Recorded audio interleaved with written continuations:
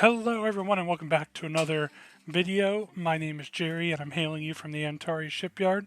And today we're going to be doing a re-review of the U.S.S. Cairo, which is the grand prize, not really grand prize, it's just a prize ship for the Tin Man OP event that happened. So let's get over to the cards here. So the first card in the pack is the U.S.S. Cairo. It is an Excelsior class 3154. It's got a tech slot, 2 weapon slots, 2 crew slots, coming at a 26 points with your standard Federation action bar.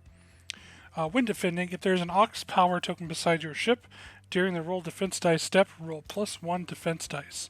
So not a bad ship, especially for those who like to play a more defensive game.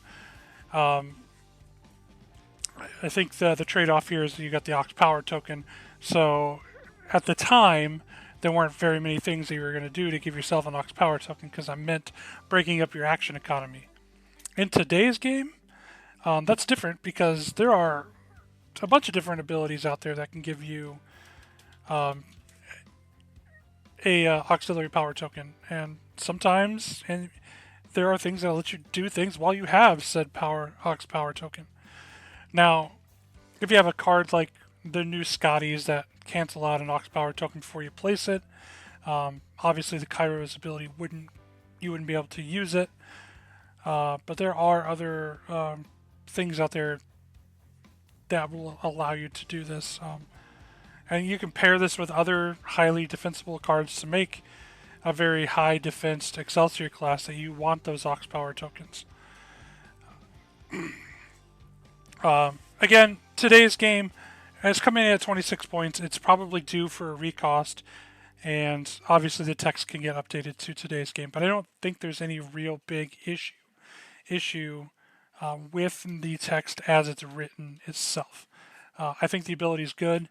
The Cairo is definitely a deep cut of a ship to have in the game, but I will take it.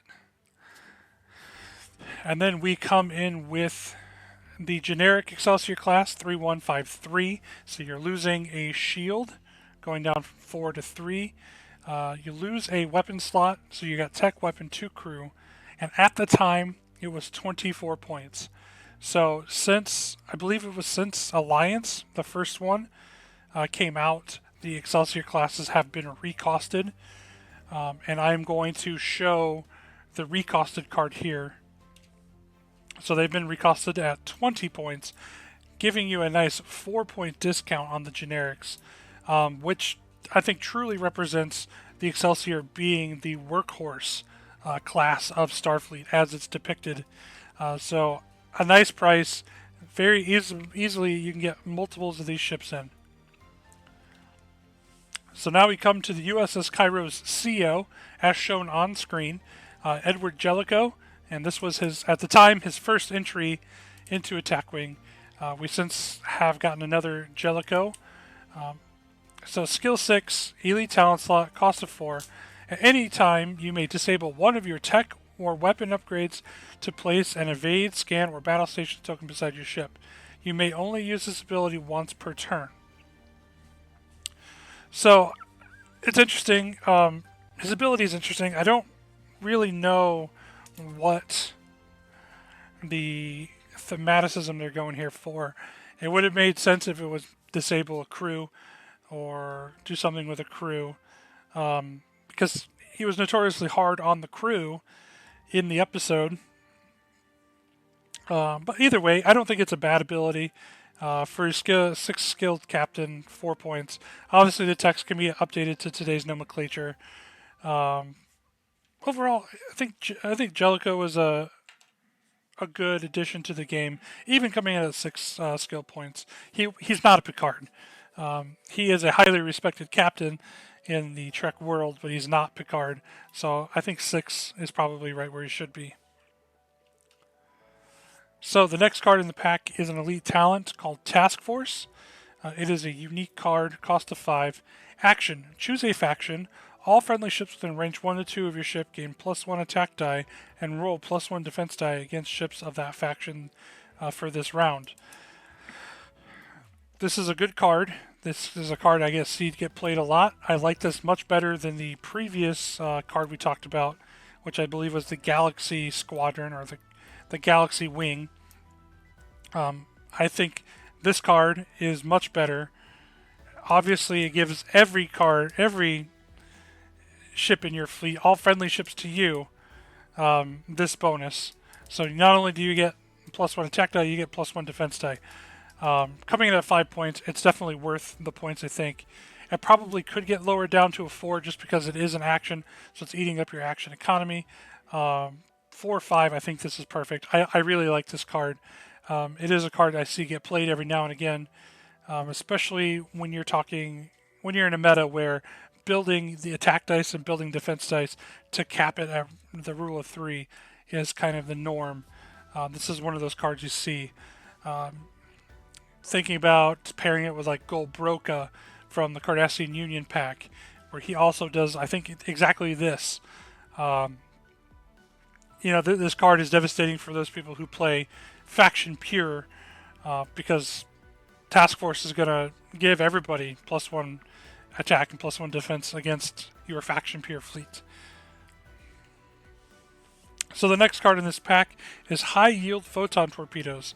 It has a 6 dice attack, range 2 to 3, cost is 6. Attack, target lock, spin your target lock and place 3 time tokens on this card to perform this attack. You may convert 1 battle station result into 1 crit result. So this is, again, it's not better than photon torpedoes. It just rolls more dice. It has the same, if we're talking about the original photon torpedoes, the 5 cost or the 4 cost torpedoes, we're talking, it has the same secondary ability where you're converting a battle station into a crit. Like, there's nothing different about these torpedoes other than they're more expensive and they may throw 1 to 2 dice more. And it's time token, but we got time token versions of those old torpedoes as well. This is a card I would put up as a candidate to get completely redone. It needs to do something else. A high yield photon torpedo, yes, I get it. It should have more attack dice to it because it's high yield, but maybe center that on a range. If it's at range 2, maybe the torpedo hits harder. If it's at range 3, the torpedo hits maybe 1 dice less. Something in that rate. I feel like this was just a very easy and cheap way to give us a quote-unquote new photon torpedo, but yet not give us a new photon torpedo. All right. Card number 7 in the pack is Deuterium Tank. It is a tech, cost 3. You may disable this card just before you move to treat a red maneuver as a white maneuver. So, again, this card coming in the pack, you think back to the Cairo's ability where it wants the Ox Power token so that it can have the extra defense dice. Deuterium Tank would prevent you from getting that Ox Power. So this card is definitely in conflict with the named ship in this pack. But overall, 3 points. Treated as I'm good with this. This is definitely a card that is more geared towards newer players, which is funny that it's in a prize pack versus in a retail release. But nonetheless, I think it's fine. I think this card doesn't really need anything updated versus cost or the text, really. So this card is okay in my book. Card number 8, and I believe this is the final card in the pack, is a question, Delta Shift, which is obviously relevant and thematic to Jellicoe and the Cairo, going back to that episode. Cost of 5. This upgrade may be assigned to any ship without requiring an upgrade slot. Okay, so you just get to place this card on your ship for free. Well, not for free, but without needing a slot. When one of your crew upgrade is supposed to be disabled or discarded, you may discard this card instead. No ship may be equipped with more than 1 Delta Shift upgrade. Okay, so here is my first problem with this card. It's too expensive. I like what it does. I like that you can use it to save one of your crew upgrades. But think about other cards that are in the game like Shroud. Shroud is one that saves Dominion crew, but it's so cheap. It is so cheap. Yes, Shroud takes a tech slot where this doesn't take a slot. I think Shroud is maybe a 1 point card, if that. It's so cheap. So if we're talking about why this one is so expensive, I'm not sure.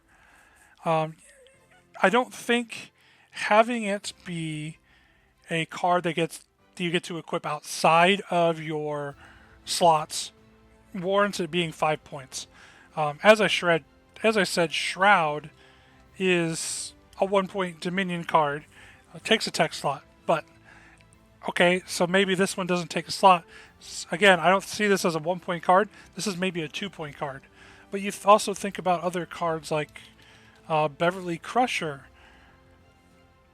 You know, if a crew is getting discarded, you can discard her to save her. Or there's McCoy, I believe, that does the same thing. Those are all. Crusher is a 2 point card. So I think Delta Shift is just way overpriced. I think the text is fine. It definitely could use an update from the new to the new nomenclature. You know, like this last line here, no ship may be equipped with more than one.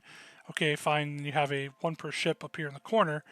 But it's way too expensive for what it does, what it exactly does, because you could have cards that take a slot that are much cheaper.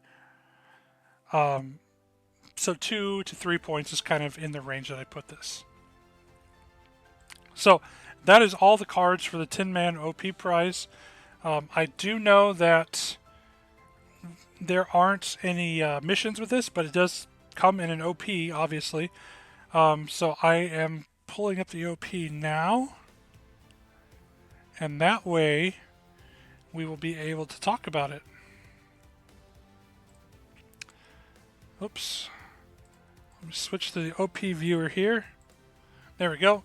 Alright, so here is the organized play Tin Man scenario. So following the path of the Vega 9 probe, your fleet has traveled to the Beta Stromgren star system in order to try and make contact with an alien organism referred to as Tin Man. Tin Man appears to be a living starship and is orbiting a star that is going to go supernova. As you are ready yourselves to make contact, your fleet is set upon by an enemy fleet, which is also trying to make contact with Tin Man. Will you be the first to make contact? So the setup, you place the planet token in place, centered from north to south, so that there is exactly 4 inches between it and the west edge of the play area. And then you place the objective token in the play area centered from north to south, so that there's exactly 12 inches between it and the western edge of the play area. Then players then set up as in the standard 2-player rules. So you got the planet token, and the objective token is your Tin Man. Special rules, you got the star. The planet token represents a star. It is a complete obstruction for firing purposes, and any ship that overlaps the star at the end of its movement is destroyed. So no hopping over the sun, and no firing around or through it. Alright, so we will go to the next card here. The next section here. So, we've got Tin Man. The objective token represents Tin Man. Treat this token as a ship with the following stats. Primary weapon is 0, agility is 0, hull of 5, shields of 5. Tin Man cannot move, perform actions, or attack, but if it is attacked, it immediately retaliates against the attacking ship by emitting an energy wave. You roll 6 attack dice. The attacking ship suffers normal damage for every hit or crit result from these dice. Then roll 3 attack dice.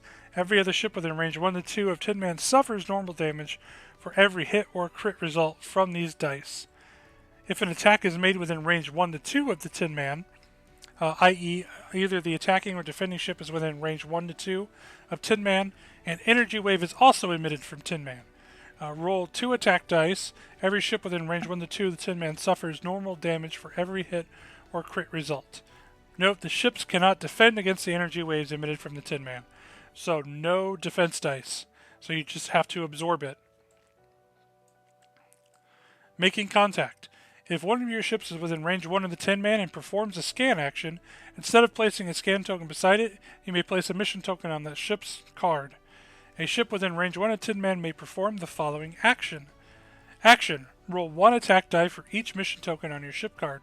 If you roll at least 2 hit results, you may have made contact with Tin Man.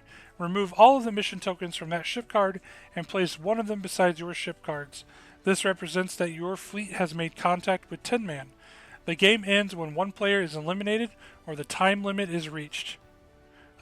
Typically with these, it's a 60-minute time limit as well. So the objective, destroy all of your opponent's ships. At the end of the game, each player makes contact with the Tin Man, gains plus 5 fleet points. At the end of the game, the player that made contact with Tin Man first gains an additional 10. So this was an interesting OP to play back in the day. There is something I will say about it, and that is, if you look at the setup map here, you've got all this space over here on the right-hand side of the map, where players can just joust it out and not even mess with Tin Man, which is kind of one of the things that I felt was off when we're talking about OPs. If we're doing an organized play and you're taking the time to create a scenario, you have to make it so that the players have to interact with the scenario. And in this case, that I believe this OP kind of fails in that arena. So with that, that is the Tin Man OP prize, the U.S.S. Cairo pack. Please don't forget to give this video a like. Make sure you subscribe to the channel if you aren't already. And please feel free to share this video with other people in your groups on Facebook, on Board Game Geek. Get the videos out there. I'm trying to complete the task that was started by David Montgomery from Brush Up Your Game to re-review all of these re-review all of these sets, and we're almost there. We got a couple more waves to go, a couple more OP prizes to go. But other than that, let me know in the comment section below if you like this pack, what you like in it, what you don't like. Have you used any of these cards? Did you play Tin Man? Did you have the same experience I did? I want to hear it all. And again, thank you all for watching, and we'll see you around the shipyard.